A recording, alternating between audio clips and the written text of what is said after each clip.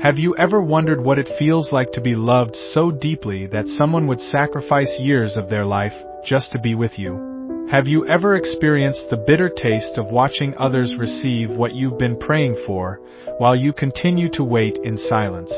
Today, we journey into the heart of one of the most touching love stories in the Bible, a story that reveals the depths of human longing, the pain of unanswered prayers, and the mysterious ways God works in our lives.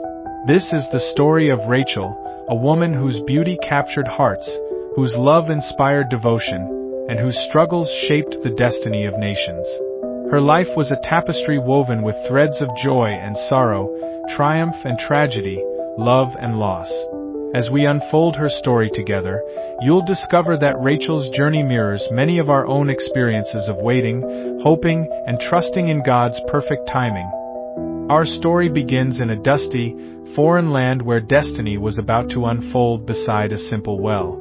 Jacob, a young man fleeing from his past, had traveled far from home. His brother Esau was angry with him, and his mother Rebekah had wisely sent him away to find safety and perhaps a wife among her relatives in Paddan Aram. Picture this scene. Jacob, tired from his long journey, approaches a field where shepherds are resting their flocks beside a large well covered with a heavy stone. The sun is beginning to set, casting long shadows across the landscape. Jacob, curious about his new surroundings, strikes up a conversation with the local shepherds. "Where are you from?" he asks. "We are from Haran," they reply. Jacob's heart skips a beat. This is exactly where he needs to be. "Do you know Laban, the son of Nahor?" he inquires eagerly. "Yes, we know him well," they respond. And then, as if orchestrated by heaven itself, they add, "Look, here comes his daughter Rachel with her sheep." Jacob turns and sees her for the first time. The scriptures tell us that Rachel was beautiful, not just in appearance but in the way she carried herself. She was graceful, confident, and strong. This wasn't a sheltered woman sitting at home. Rachel was a shepherdess, doing work that was typically handled by men. She was independent, capable, and bold. Something stirred within Jacob the moment he saw her. Perhaps it was love at first sight, or maybe it was the recognition that this woman was different, special. Whatever it was, it moved him to immediate action.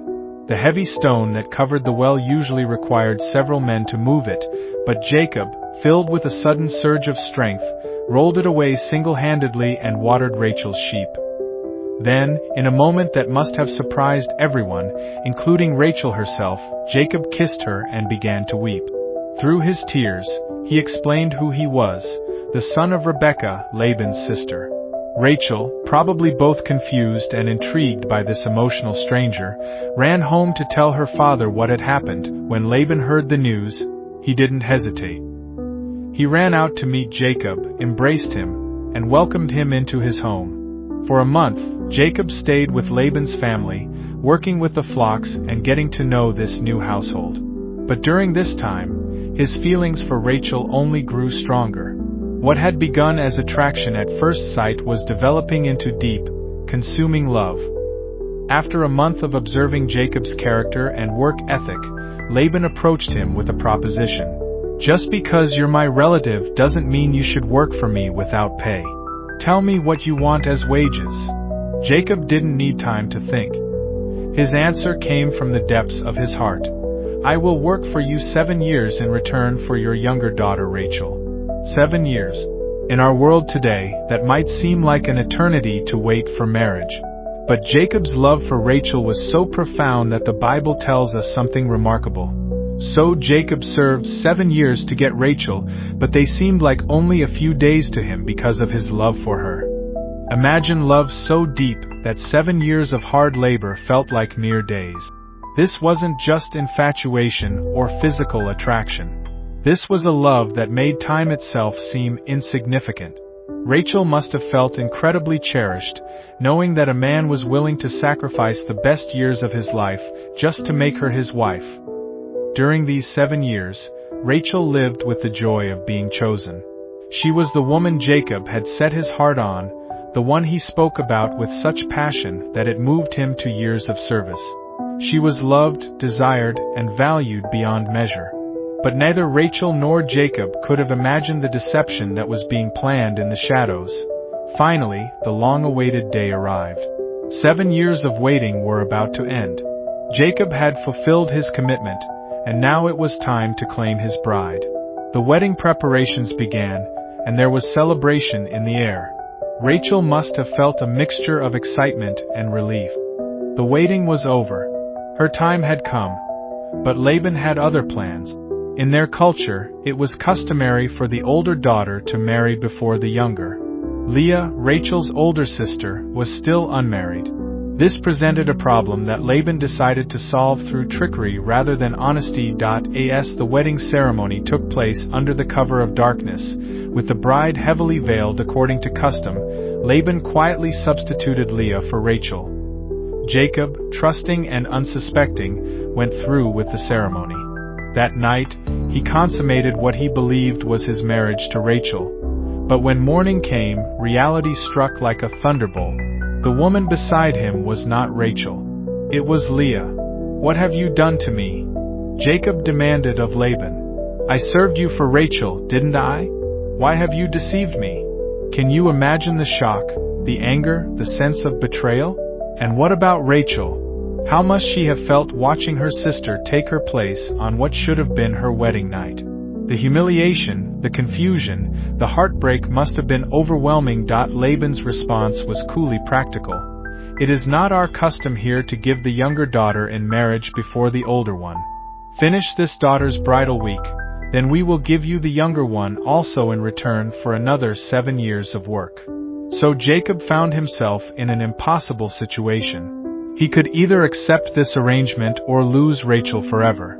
His love for her was so strong that he agreed to serve another 7 years. Just 1 week later, Rachel finally became his wife, but now she had to share him with her sister. What should have been Rachel's moment of pure joy was now complicated by a painful reality. She was married to the man she loved, but she wasn't his only wife. Leah was there too, and this created a dynamic that would shape both women's lives for years to come. The Bible tells us clearly that Jacob loved Rachel more than Leah. This wasn't hidden or subtle. Everyone knew who held his heart. But God, in his mysterious ways, saw Leah's pain and did something unexpected. He opened Leah's womb while Rachel remained barren. This was the beginning of a rivalry that would consume both sisters. Rachel had Jacob's love, but Leah had his children. One after another, Leah bore sons: Reuben, Simeon, Levi, and Judah. Each birth was both a blessing and a reminder to Rachel of what she lacked. Picture Rachel's daily struggle. She was the beloved wife, the one Jacob had worked 14 years to marry, the one he cherished above all others. But in a society where a woman's worth was largely tied to her ability to bear children, Rachel felt incomplete, inadequate, and forgotten by God. Meanwhile, Leah, unloved by her husband, was finding her identity and purpose in motherhood. Each son she bore was named with hope that this child would finally make Jacob love her. But Jacob's heart remained with Rachel, creating a household filled with tension and unspoken pain. Years passed, and still Rachel had no children. The pain grew deeper with each passing month, each failed hope, each reminder of her empty arms. Finally, her desperation reached a breaking point. In a moment of raw honesty, she cried out to Jacob, "Give me children, or I'll die." This wasn't just dramatic language. In Rachel's world, this was how she truly felt. Her identity, her purpose, her very reason for existence seemed tied to motherhood. Without children, she felt as though she were already dead inside. Jacob's response revealed his own frustration and helplessness. "Am I in the place of God, who has kept you from having children?" It was a harsh but honest truth. There was nothing he could do to solve this problem. The power to open and close the womb belonged to God alone. But Rachel, like many people facing impossible situations, decided to take matters into her own hands. Following a cultural practice of the time, she gave her servant Bilhah to Jacob as a surrogate mother. "Sleep with her so that she can bear children for me and I too can build a family through her," Rachel said. Bilhah gave birth to 2 sons, Dan and Naphtali. Rachel named them both, claiming their victories as her own. When Naphtali was born, she declared, "I have had a great struggle with my sister, and I have won." But had she really won? This desperate attempt to build a family through her servant only intensified the rivalry.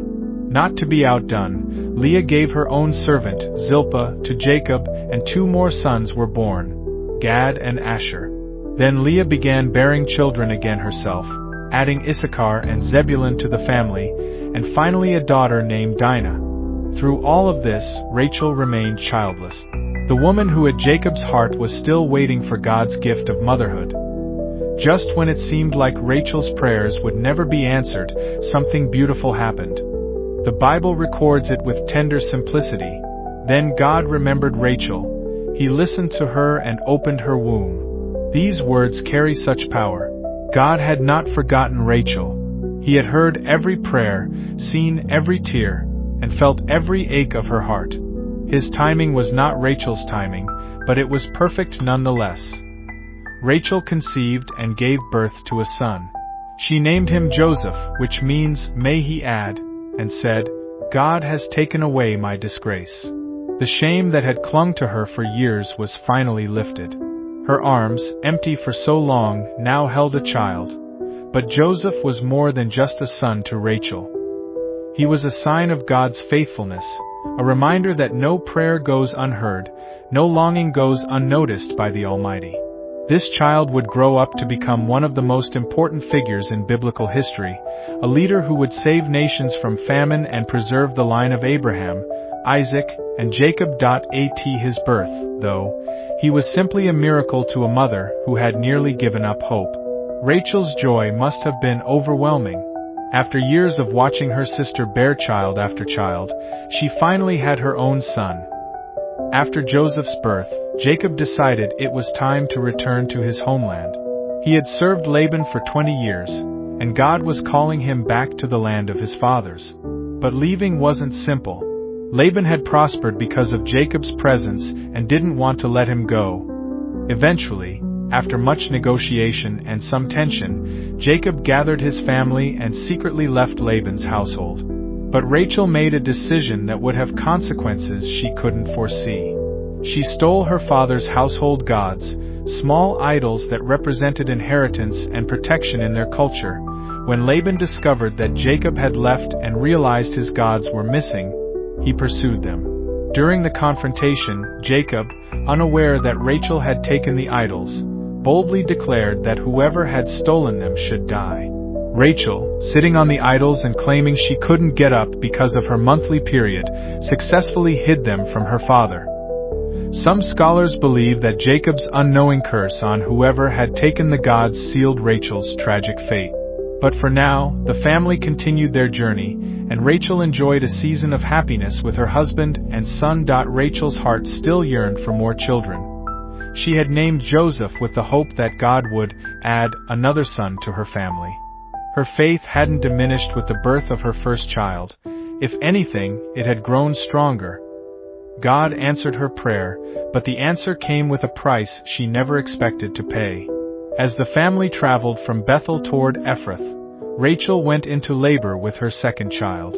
But this birth was different. The pain was intense, and complications arose that threatened her life.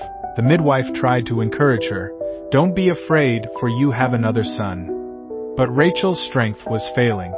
With her last breath, she named the child Benoni, meaning "son of my sorrow," capturing the pain of her final moments. Jacob, heartbroken but wanting to honor his beloved wife's memory, renamed the child Benjamin, meaning "son of my right hand."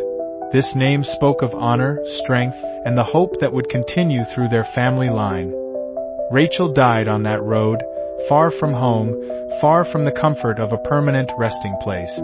Jacob buried her there and built a pillar over her tomb, a monument to the woman he had loved so deeply for so many years.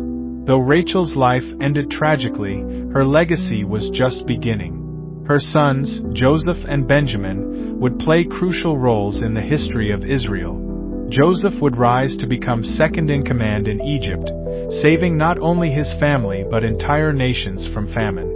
Benjamin's descendants would become mighty warriors, and from his tribe would come Israel's first king, Saul. Rachel's name and memory would echo through the generations.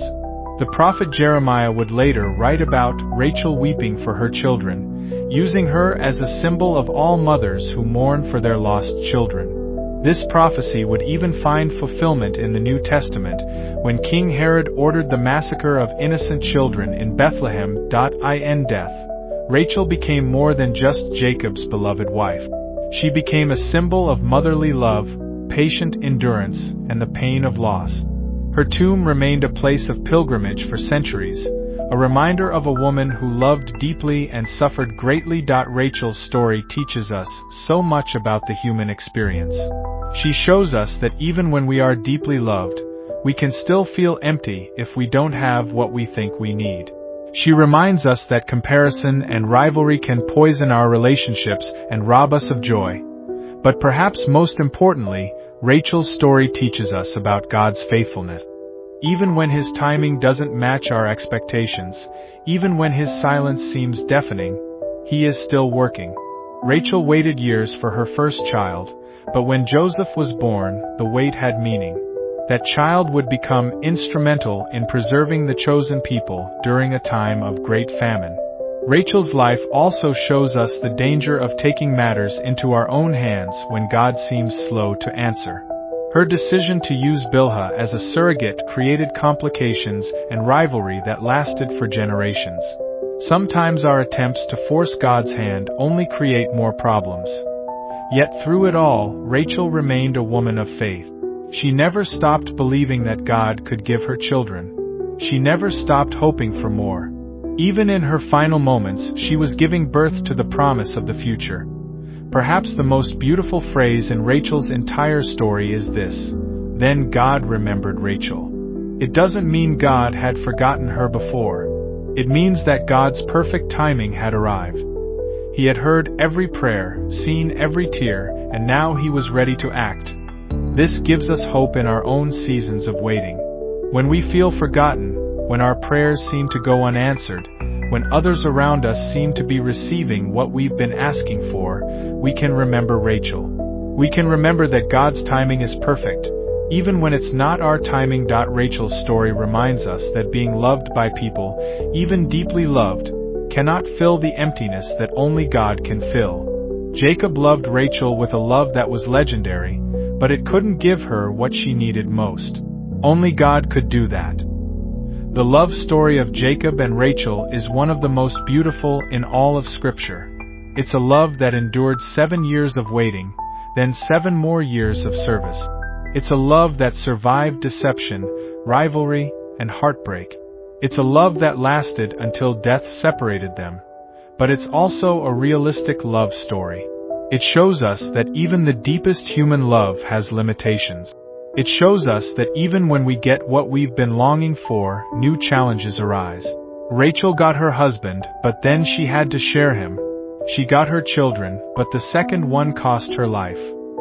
Yet through it all, love endured. Jacob's love for Rachel was so strong that he buried her with honor and never forgot her. Her memory lived on in their children and in the generations that followed. Rachel's story is ultimately about hope. It's about a God who sees our pain, hears our cries, and works all things together for good. It's about love that endures through trials and faith that persists through seasons of waiting. Her life reminds us that we are not forgotten, even when it feels like we are. Our prayers are not ignored, even when they seem unanswered. Our pain is not meaningless, even when we can't understand its purpose. Rachel was the shepherdess who became a mother, the beloved wife who struggled with infertility, the woman who waited on God's timing and found it to be perfect. Her legacy lives on in every person who has ever had to wait for God's promises to be fulfilled. If Rachel's story has touched your heart today, I encourage you to take a moment to reflect on your own seasons of waiting. Are you struggling with unanswered prayers? Are you feeling forgotten or overlooked? Remember Rachel. Remember that God's timing is perfect, and His love for you is deeper than you can imagine. Thank you for joining me on this journey through Rachel's remarkable life. If this story has blessed you, Please give this video a thumbs up and share it with someone who might need to hear about God's faithfulness. Don't forget to subscribe to our channel for more inspiring biblical stories that will encourage your faith and deepen your understanding of God's love. I'd love to hear from you in the comments below. What part of Rachel's story resonated most with you? Are you in a season of waiting right now? Share your thoughts and let's encourage one another in the faith. Until next time, remember that you are loved, you are not forgotten, and God's timing is always perfect. May you find hope in Rachel's story and strength for your own journey.